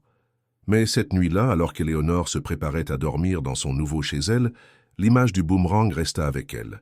C'était une métaphore imparfaite, peut-être, mais elle capturait quelque chose d'essentiel sur le fonctionnement de l'univers, sur la façon dont les actions peuvent sembler insignifiantes sur le moment, mais avoir des échos profonds au fil du temps. Elle s'allongea sur son lit, plus confortable que tous ceux qu'elle avait eus auparavant, avec des draps qui sentaient la lavande et une couverture tricotée que Pilar avait dénichée de quelques placards oubliés dans son ancien appartement. À Sassao, travers la fenêtre entr'ouverte, elle pouvait entendre les sons doux de la nuit, le bruissement des feuilles dans le jardin, le chant occasionnel d'un grillon, le murmure lointain de conversations sur d'autres terrasses. Qu'alors qu'elle glissait vers le sommeil, Éléonore Garnier, 76 ans, ancienne infirmière en chef de traumatologie, patiente cardiaque en convalescence, mère retrouvée, amie retrouvée, et maintenant mentor improvisé pour une nouvelle génération, sourit devant la justice poétique de tout cela. La vie avait tracé un cercle parfait, lui rendant au centuple ce qu'elle avait donné généreusement et sans attendre de retour. La bonté était revenue à la maison, et elle aussi. Une semaine plus tard, Éléonore reçut une visite inattendue. Carlos arriva en dehors de ses horaires habituels, sans les enfants, sans son père, avec une expression qui mêlait excitation et nervosité. « L'hôpital a pris une décision », annonça-t-il dès qu'il entra, trop agité pour les salutations habituelles. « Ils vont créer un prix annuel qui portera votre nom, destiné à récompenser les infirmières qui font preuve d'un niveau exceptionnel de compassion et de dévouement, allant au-delà de leurs devoirs. » Éléonore resta momentanément sans voix, tentant de traiter l'information. « Je ne sais pas quoi dire, c'est trop. »« Non, ce ne l'est pas, » insista Carlos. « En fait, ce n'est presque pas assez. Ils veulent que vous remettiez le premier prix, lors d'une cérémonie officielle, dans 2 semaines. » Éléonore sentit une vague d'émotions contradictoires, fierté, humilité, trac, incrédulité. « Je ne crois pas que je mérite autant de reconnaissance, » protesta-t-elle faiblement. « J'ai juste fait mon travail, comme des milliers d'infirmières le font chaque jour. » Carlos s'assit en face d'elle, prenant ses mains entre les siennes, un geste qui était devenu naturel entre eux, un pont physique reflétant la connexion spirituelle qui les unissait. « C'est exactement la raison pour laquelle vous le méritez, » répondit-il avec fermeté. « Parce que vous ne l'avez jamais recherché, parce que vous faisiez ce que vous faisiez, non pas pour la gloire ou la reconnaissance, mais parce que c'était la bonne chose à faire. Parce que vous voyez chaque patient comme une personne, et non comme un cas ou un numéro. » Il fit une pause, les yeux brillants. « Parce que vous m'avez vu quand je n'étais qu'un enfant mourant de plus. » La cérémonie de remise du prix eut lieu dans l'amphithéâtre de l'hôpital général de Paris, le même où Éléonore avait commencé sa carrière des décennies auparavant. À cette époque, l'amphithéâtre était un espace austère avec des sièges inconfortables et une acoustique terrible. Maintenant, c'était un espace moderne, avec des fauteuils ergonomiques, un éclairage intelligent et un système de son de dernière génération. Éléonore, vêtue d'un élégant tailleur bleu que Pilar avait insisté pour lui acheter, « Tu ne peux pas y aller avec n'importe quoi, maman, c'est un événement important », se sentait à la fois déplacée et exactement là où elle devait être. L'amphithéâtre était plein, non seulement de personnel médical actuel, mais aussi d'anciens collègues retraités, dont beaucoup avaient travaillé avec elle des décennies auparavant et étaient venus expressément pour l'occasion. Au premier rang étaient assis Carlos et sa famille, dont Antoine, qui portait un costume formel complet avec un gilet et une montre de poche, comme s'il assistait à un mariage royal. À côté d'eux se trouvait Pilar, radieuse dans une robe bordeaux qui mettait en valeur sa silhouette et lui donnait un air de confiance qui ne passa inaperçu de personne, en particulier de Carlos, dont les yeux se détournaient fréquemment, vers elle avec une admiration à peine dissimulée. Quand on l'appela sur l'estrade pour remettre le prix, Éléonore se leva lentement. Pilar lui serra la main avec réconfort. Carlos, assis de l'autre côté, lui fit un clin d'œil en signe de soutien. Les enfants, Diego et Ana, levèrent à leur pouce simultanément, un geste qu'ils avaient pratiqué spécifiquement pour ce moment.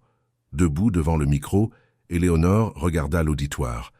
Des visages jeunes et vieux l'observaient avec attente. Les lumières vives de l'amphithéâtre rendaient difficile de distinguer au-delà des premiers rangs, mais elle pouvait sentir l'énergie, l'attention collective dirigée vers elle. Pendant un instant, le trac menaça de la submerger. Les mots soigneusement préparés qu'elle avait répétés s'évanouirent de son esprit comme de la brume matinale. Mais alors, parmi la foule, elle vit une jeune infirmière qui lui rappela elle-même des décennies auparavant. Des yeux brillants d'intelligence et de compassion, une posture un peu voûtée par la fatigue d'une longue journée, mais avec une détermination inébranlable qui transparaissait dans la façon dont elle tenait la tête haute malgré l'épuisement évident. Et soudain, Éléonore sut exactement ce qu'elle voulait dire. « Quand j'ai commencé dans cette profession il y a plus de 50 ans, commença-t-elle, sa voix gagnant en force à mesure qu'elle parlait, personne ne m'a averti que ce serait aussi un voyage spirituel. On nous a enseigné l'anatomie, la physiologie, les procédures, les protocoles. Nous avons appris à prendre les constantes vitales, à administrer des médicaments, à assister lors des chirurgies, à gérer les urgences. Mais personne ne nous a dit que chaque patient que nous toucherions nous changerait aussi. Parfois, de manière que nous ne comprendrions que des années plus tard. » Elle fit une pause, sentant les mots couler maintenant naturellement, comme s'ils avaient attendu toute une vie pour être prononcés. La médecine, c'est de la science et de la technique, bien sûr. C'est précis, méthodique, basé sur des preuves. Mais fondamentalement, c'est une question de connexion humaine. C'est être présent dans les moments les plus vulnérables de la vie d'une autre personne. C'est tenir une main tremblante pendant que les résultats d'une biopsie arrivent. C'est vraiment écouter les inquiétudes non exprimées derrière les plaintes physiques. C'est se souvenir que derrière chaque corps souffrant, il y a une histoire unique, une constellation de relations, de rêves, de peurs et d'espoir. C'est un privilège que nous ne devons jamais tenir pour acquis. Ses yeux parcoururent la salle, s'arrêtant brièvement sur Carlos et sa famille, sur Pilar dont le visage montrait un mélange de fierté et de quelque chose qui ressemblait à une compréhension tardive. « Récemment, » continua-t-elle, un doux sourire illuminant ses traits, « j'ai redécouvert que les graines de bonté que nous plantons peuvent germer dans des endroits inattendus, de nombreuses années plus tard, que les vies que nous touchons peuvent à leur tour toucher la nôtre lorsque nous en avons le plus besoin, que rien de ce que nous faisons avec amour et dévouement n'est vraiment perdu, même si parfois nous ne voyons pas les fruits immédiatement. » Elle prit l'enveloppe contenant le nom du gagnant et l'ouvrit de mains étonnamment fermes.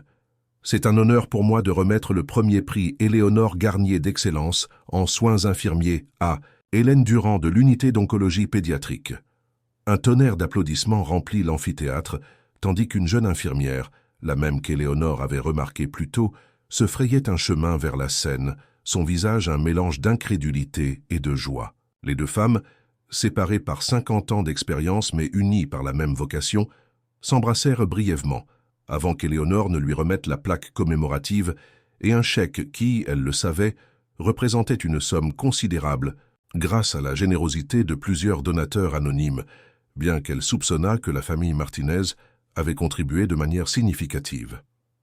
À la fin de la cérémonie, alors que la foule se dispersait en petits groupes qui discutaient avec animation, Hélène s'approcha timidement d'Éléonore, qui était entourée de sa famille improvisée. « Excusez-moi, dit-elle, sa voix à peine audible au-dessus du bruit ambiant. « Je suis Hélène Durand, la lauréate du prix. Je voulais juste vous dire que votre discours a beaucoup compté pour moi. Je travaille en oncologie pédiatrique depuis 3 ans et parfois, dans les jours difficiles, quand nous perdons un enfant ou quand les traitements ne fonctionnent pas, il est facile d'oublier pourquoi nous avons choisi cette voie. » Éléonore sourit, reconnaissant chez la jeune femme son propre feu, sa propre passion, mais aussi ses propres doutes et luttes internes. « Les jours difficiles passeront, » l'assura-t-elle, posant une main légère sur son épaule. « Ce qui reste, c'est la différence que nous faisons, même quand personne ne regarde. surtout quand personne ne regarde. Hélène acquiesça, les yeux brillants de larmes non versées. « Il y a autre chose, dit-elle, baissant encore la voix. Vous ne vous souvenez probablement pas de moi, mais nous nous sommes rencontrés auparavant. Il y a de nombreuses années. » Éléonore la regarda avec plus d'attention, cherchant dans ses traits un indice de familiarité. Elle avait soigné tellement de patients au cours de sa carrière que les visages se confondaient parfois dans sa mémoire, en particulier les plus anciens. « J'avais 5 ans, continua Hélène, sortant de sa poche une photographie usée par le temps. Je me suis fait renverser par une voiture devant mon école. Je suis arrivé à l'hôpital avec de multiples fractures et une hémorragie interne. Les médecins ne savaient pas si je pourrais remarcher. » Elle lui tendit la photographie. Dessus, une jeune Éléonore, avec les cheveux encore noirs attachés en un chignon professionnel, tenait une petite fille sur un lit d'hôpital. La petite fille, pâle et clairement effrayée, s'accrochait à l'infirmière comme à une bouée de sauvetage au milieu d'une tempête. « C'est moi, » dit Hélène doucement. « J'étais terrifiée jusqu'à ce que vous vous asseyiez à côté de mon lit et me racontiez des histoires toute la nuit. Vous m'avez parlé d'un pays magique où les enfants cassés se réparaient et pouvaient recommencer à courir, à danser, à vivre sans peur.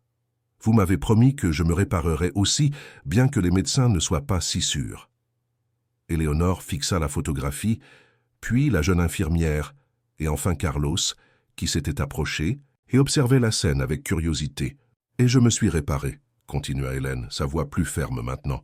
« Après 6 chirurgies et 2 ans de rééducation, mais je n'ai jamais oublié l'infirmière qui passait dans ma chambre, même quand elle n'était pas de service, qui m'apportait de petits cadeaux, qui m'a appris à ne pas avoir peur des aiguilles et des moniteurs.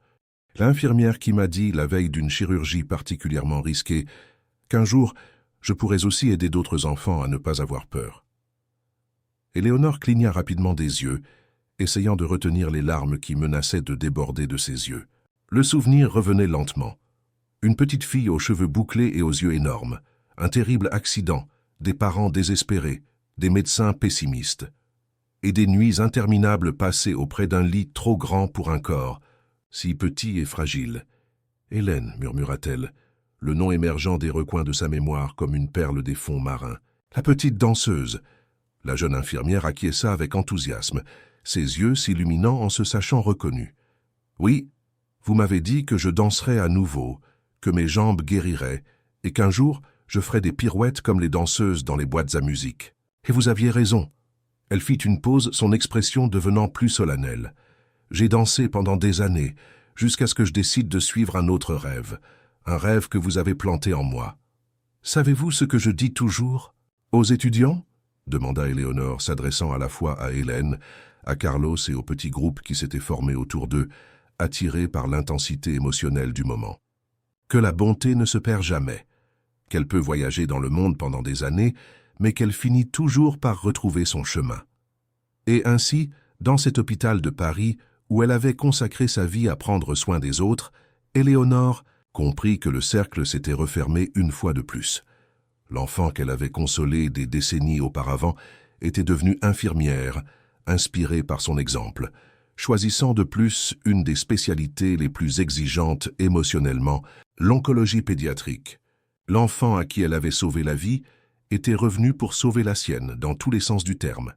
Ce n'était pas une coïncidence. Cela ne pouvait pas l'être. C'était quelque chose de plus grand, de plus mystérieux, et en même temps de plus simple. La bonté engendre la bonté. Les soins engendrent les soins. L'amour engendre l'amour. Cette nuit-là, de retour dans son appartement, Éléonore se sentit étrangement énergique, malgré la longue journée. Pendant que Pilar préparait du thé dans la cuisine et que Carlos installait les enfants sur le canapé pour un film, elle sortit dans le petit jardin qui était devenu son refuge préféré. L'air frais de la nuit parisienne caressait son visage, apportant avec lui l'arôme du jasmin et du chèvrefeuille qu'elle avait planté des semaines auparavant. Elle s'assit sur le banc qu'Antoine avait insisté pour lui offrir pour son anniversaire, un beau siège en bois sculpté avec son nom inscrit sur le dossier.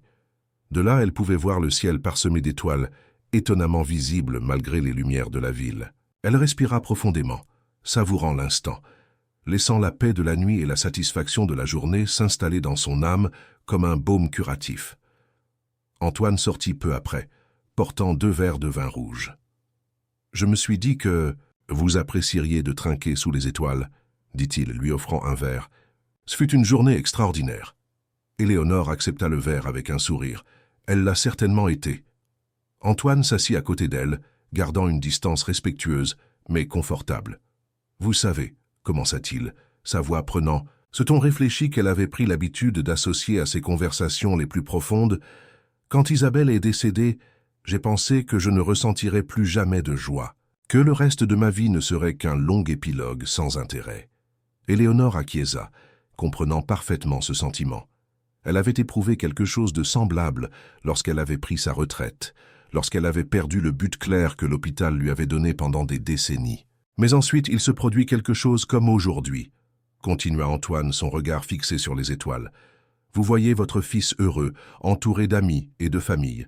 Vous voyez vos petits-enfants grandir en bonne santé et forts. Vous rencontrez des personnes extraordinaires qui vous font croire à nouveau à la beauté du monde. Il leva son verre dans un geste de toast. Et vous comprenez que ce n'est pas un épilogue après tout. C'est un nouveau chapitre. Éléonore porta doucement son verre contre le sien.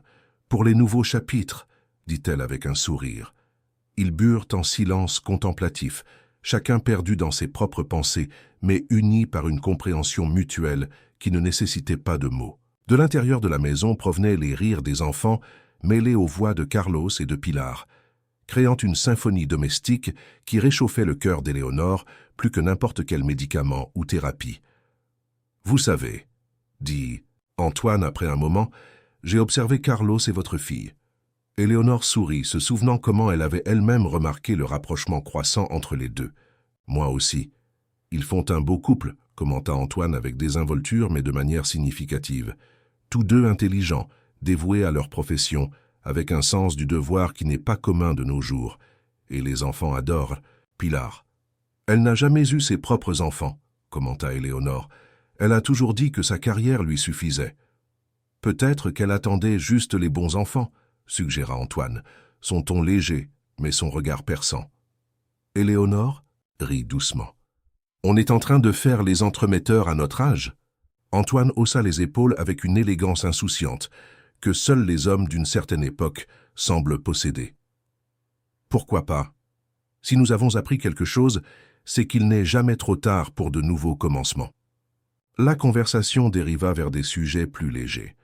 Le nouveau système d'arrosage automatique qu'Antoine envisageait d'installer dans le jardin d'Éléonore, un concert de musique classique auquel ils voulaient tous deux assister la semaine suivante, la recette de paella qu'il jurait être la meilleure de Paris et qu'il promettait de préparer pour tout le monde lors de la prochaine réunion de famille. Pendant qu'il parlait, Éléonore sentit une vague de gratitude si intense qu'elle en eut presque le souffle coupé. 6 mois auparavant, elle était une vieille femme solitaire, oubliée par le monde, attendant dans une salle d'urgence que quelqu'un daigne s'occuper d'elle. Maintenant, elle était entourée d'affection, d'un but et de possibilités. La vie l'avait surprise de la manière la plus belle possible, lui rappelant que même dans ses derniers chapitres, il y avait encore de la place pour des rebondissements, inattendus, pour de nouveaux personnages, pour des révélations et oui, même pour des fins heureuses. 3 mois plus tard, Paris se préparait pour Noël.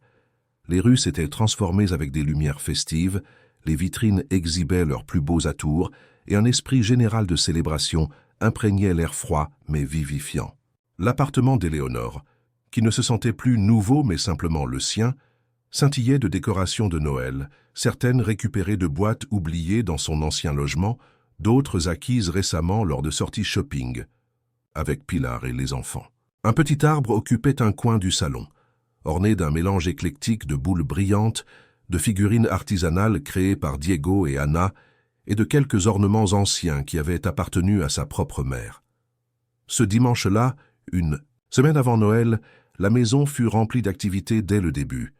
Pilar arriva chargée d'ingrédients pour préparer des biscuits de Noël, une tradition qu'elle ressuscitait de sa propre enfance. Les enfants apparurent peu après, débordant d'énergie et d'enthousiasme, suivis de Carlos qui, en tant que médecin, avait miraculeusement réussi à échanger ses gardes pour avoir toute la journée libre. Antoine fut le dernier à arriver, impeccablement vêtu comme toujours, portant une bouteille de vin spéciale qu'il avait gardée pour une occasion qui le mérite. La cuisine devint rapidement une zone de joyeux chaos, avec de la farine partout, de la pâte collée à des endroits improbables, et l'arôme délicieux de beurre, de cannelle et de vanille, imprégnant chaque recoin de la maison. Les enfants faisaient des formes impossibles avec les emporte-pièces. Carlos essayait de maintenir un minimum d'ordre sans grand succès. Pilar dirigeait toute l'opération avec un mélange de fermeté et de divertissement, et Antoine documentait le tout avec l'appareil photo qu'il avait décidé d'adopter comme nouveau passe-temps. Éléonore observait le tout depuis une chaise confortable au bout du comptoir, intervenant occasionnellement avec des conseils sur la quantité exacte de cannelle nécessaire ou le temps précis de cuisson. Son cœur, maintenant fonctionnant admirablement grâce à la valve artificielle, se sentait plein à craquer, non pas de sang mais d'un bonheur si pur et complet qu'elle craignait parfois que ce ne soit qu'un rêve dont elle allait se réveiller d'un moment à l'autre. Mais ce n'était pas un rêve, c'était réel. La farine sur le sol qu'il faudrait nettoyer plus tard, les rires qui résonnaient contre les murs, la chaleur du four qui rougissait les joues de tout le monde, le sentiment d'appartenance, de faire partie de quelque chose de plus grand que soi. « Maman, goûte ça », dit Pilar, lui tendant un biscuit fraîchement sorti du four. C'était la première fois depuis des décennies qu'elle l'appelait « maman », au lieu du formel « mère » qu'elle avait adopté depuis son adolescence.